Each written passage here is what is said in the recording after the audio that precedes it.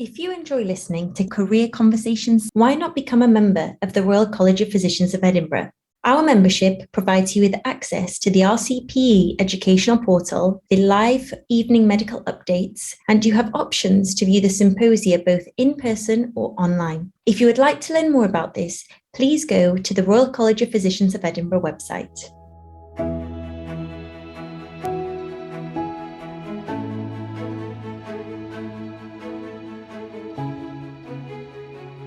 Hello everyone, and welcome to one of our new episodes looking at careers and recruitment. My name is Marilena Giannoudi. I am one of the members of the Trainee and Members Committee of the Royal College of Physicians of Edinburgh. And I am joined today by Hannah Preston. Hello everyone, my name is Hannah Preston. I'm also a member of the Trainees Members Committee based in Edinburgh. This episode is going to focus on how we apply for higher specialty training. Now, Hannah has just been through this process and we're hoping to use her experiences to date to help guide you with what is to come. So, Hannah, I guess why don't we start by you telling us how did you go about preparing for applying for higher specialty training? Yeah, so I applied for higher specialty training in November last year. So that was November 2021 to start ST4 in August. So August 2022. So it's a longer process of about 8 to 9 months, I guess, start to end, starting your application to starting your job if you get one. But really, I think you can probably start preparing and should start preparing earlier for that. So I guess the first thing I did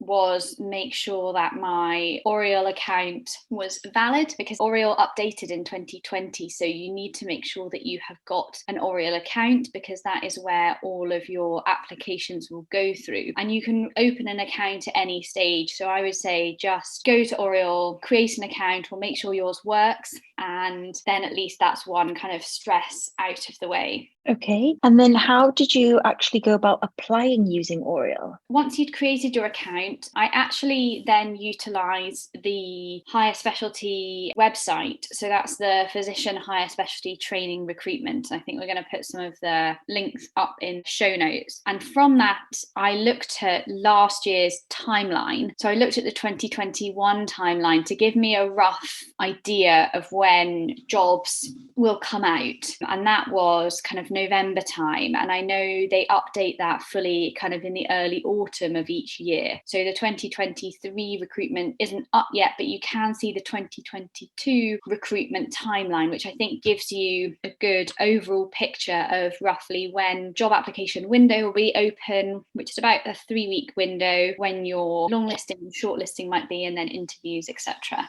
So you kind of used that to have an overall idea, and then were you applying just for one specialty option, or did you apply for multiple? I applied for just one. So I applied for renal medicine, but I have friends who applied for multiple, and you can apply for multiple jobs. So it's worth looking on the HST recruitment website to look under each specialty. And I would say make sure that you have looked at the person specification early on, and you can find it under each heading, and it shows you about planning your application. So it will look at whether you're a group 1 or a group 2 specialty, and it will look at your interview dates, and it may or may not say how many posts are available. It didn't actually say how many posts were available last year, but to be honest, I would say if you want a job in that area, then there is no harm in applying, because I wouldn't take that number for granted. Sometimes jobs will be created and late on, so if it says in the region that you want to apply for that there isn't a job, but you do want to go for the specialty, I would just go for it anyway. Mm-hmm.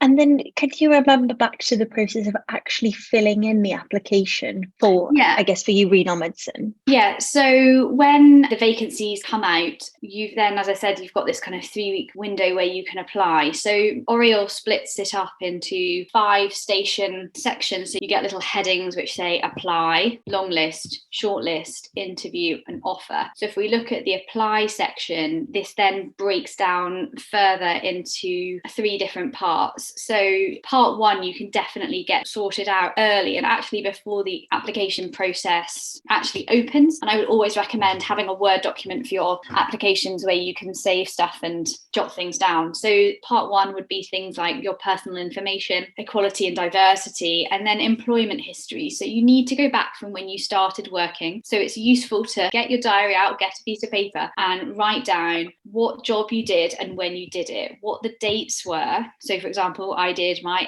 FY1 job in 2015, August to December at the Western General Hospital in acute and general medicine. And you need to go through each block, and you also need to identify and put the time dates in for any gaps you've had in your training as well. So that's part 1. So you can actually start getting the details of part 1 quite early on. And it's these little nitty-gritty bits that take time, but you need to do. Yeah, definitely. If you have gaps in training, is it quite self-explanatory as to how you would fill in those gaps and what you need to do? Yes, yeah, it says it all in there. So there's white box text. So I had a year out after my F2 year. It's like, have you had any gaps in training? And then I just filled in the dates that I had my gaps in training, which was after F2 and before I started ACCS. Great. Okay. So then after all those, as you said, nitty-gritty bits are done with, what was part 2 of the application? So part 2 is still a bit of an informative area. So that includes references. So I needed 3 references. I think one of them has to be your most recent educational supervisor, and then you need to identify 2 others. I feel that it's important that you get in touch with the people that you would want to do your reference or need to do your reference early on and warn them and ask them, would it be okay if I could use you as a reference for this job I'm applying, out of courtesy really, because also later down the line they are used if you get an offer. They then need to reply to an email about the offer, so they need to be aware that an email might come to them. So 3 references. There's a fitness to practice section. There's a section which is tick box section of whether you, by the end of the point in your job and taking on the new job, have you completed all your competencies, and then a declaration section. So that's part 2 really. So that's pretty self-explanatory, I guess. So part 3, is that where you actually need to sit down and answer questions about yourself? Yeah, so part 3 comes into, I guess, what most people would call kind of the real application section. And this takes time. So if you know that you have got a busy, I think regardless, to be honest, we've all got busy lives, but I think if you know you've got a busy end of November, it was for me, if you've got a busy time or you've got nights, look at the timeline and you can start filling in these sections early. So this is the self-scoring system and the supporting evidence section and commitment to specialty. And a lot of this information about this is found again on the physician higher specialty training recruitment website, and you go into the recruitment process and you can go into applying, and there's a section which is on the application form and it's on the self-scoring system. But this is really where, and again you can do this early, start thinking about what you can score for, and actually if you look early enough where there are gaps that you might be able to fill and boost your points. But also it gives you a time to be like, oh, I need to go and find evidence for X, Y, and Z. I need to go and make sure that I've got my undergraduate degree certificate, that if I've got a postgraduate degree, I've also got that certificate. Have I got evidence of teaching, or do I need to contact someone to write a letter to say I've done X, Y, and Z? Because the evidence is vital, and actually sorting all of that early is really worthwhile and saves a lot of stress if you're coming up to the deadline and someone hasn't got back to you. As always with everything, like early preparation gives you a really good foot in the door going forward. It's a section on your self-scoring system. So at the moment that comprises sections of your undergraduate, postgraduate, achievements and prizes, presentations, publications, QI, teaching, and leadership. And as I said, we won't go into the actual what's worth what point. That is all on the website, which gives you a good breakdown. And then what you need to do is, for your supporting evidence, there are white text boxes, which are between 25 and 100 words each, to write down your supporting evidence for that. And actually, I found that the really tricky part, because 100 words is actually not a lot of words. So you end up needing to look at your grammar and looking at your ands, ifs or buts. So this is the time for me that took the longest, was really getting across your reasoning and your passion and your desire for your job into those small white text boxes. And then when you had to upload evidence to support what you were writing in those boxes, could you upload multiple pieces of evidence, so multiple certificates or letters from consultants clarifying that what you have said is true, or is it just one piece of evidence? So what gets you the most points, upload. If you have got a oral presentation at a national conference, that's going to get you maximum points for the presentation section. Upload that, and it doesn't need to be relevant to the specialty that you're applying with. So that it seems somehow a bit counterintuitive, but look at the points. So whatever gets the most points, upload. And they actually don't want you to upload other stuff. So you just upload what gets you your bang for your buck, essentially. There is then a section on commitment to specialty, where you again have a white text box and you can write about your commitment to specialty so far. So that might be that you've attended courses or conferences, or you've been to clinics. Again, it's not a very big section, so you need to take time and write something succinctly, and each specialty uses it differently. Some specialties will use it within their point system, and renal did this year, but other specialties won't. And it is made clear on the website under each specialty section which specialties will use this. And just one last thing, make sure that none of your supporting evidence or the words that you write have any patient identifiable information on them.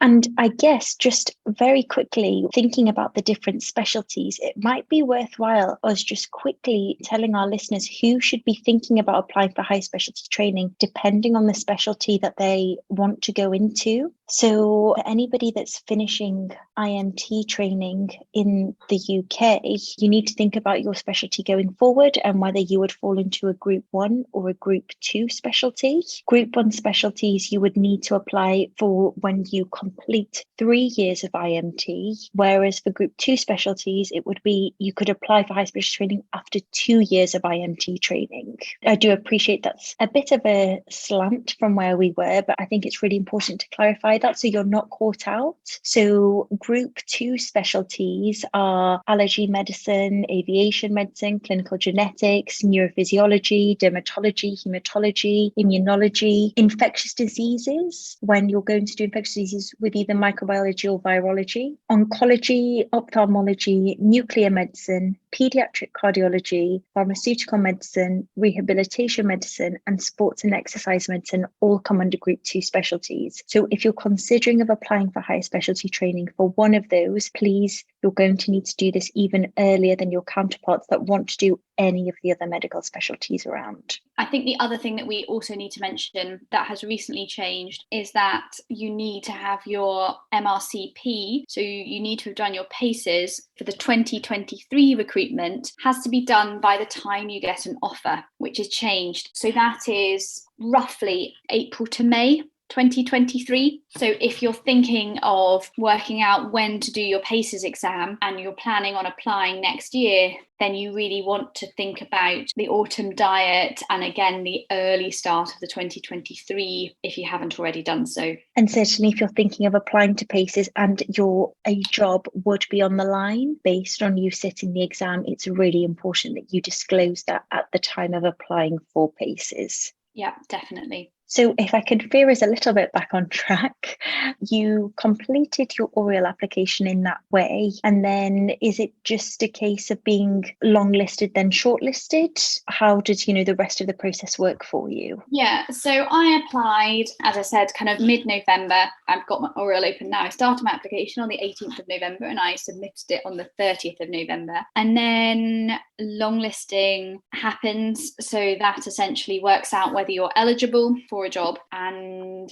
that happened in January. and then shortlisting occurs, and it's all at variable stages, timeline stages for this. So I wouldn't put an exact time figure, but in the new year. And then shortlisting will happen. And with that, you get your shortlist score. So that's based on, those stations that we talked about, the undergraduate, postgraduate achievements, etc., etc. And for renal, they used the commitment to specialty. So that was included into the score. And actually, you can get 2 points for organisation. So that's things like making sure that you've uploaded just the relevant information and that you have named it correctly and it's all organised, I guess, because this is all online now rather than face-to-face at the moment. You used to get points for a well-formatted physical portfolio. So I guess it's basically transcribing that into an online format. I've got my shortlisting score and the rank.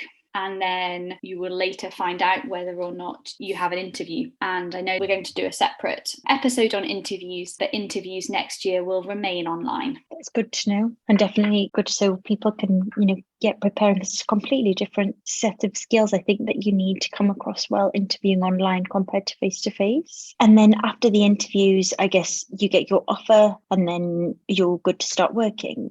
Yeah, so the offers tend to come out around April, May time. Again, there's a bit of a variation between specialties. So it's really important to kind of read through the documents on the higher specialty website to get an understanding of what happens if you get an offer in one and you're waiting on the other, etc. I think we could talk about that for a long time, but there is a lot of detailed writing in the offers and beyond section of the website. And I guess if anyone's ever struggling, there's always people that you can ask. There are contact us details on the websites, but also clinical and educational supervisors are actually quite helpful in these situations, I think. So if you're ever stuck, then it's definitely worth asking, because you wouldn't want to be caught out of potentially the job that you wanted to go for. Definitely. And, there's registrars who are years above you, people around you in your hospital. There's always people that have been through this process, and everyone's more than happy to kind of chat through things, even if it's,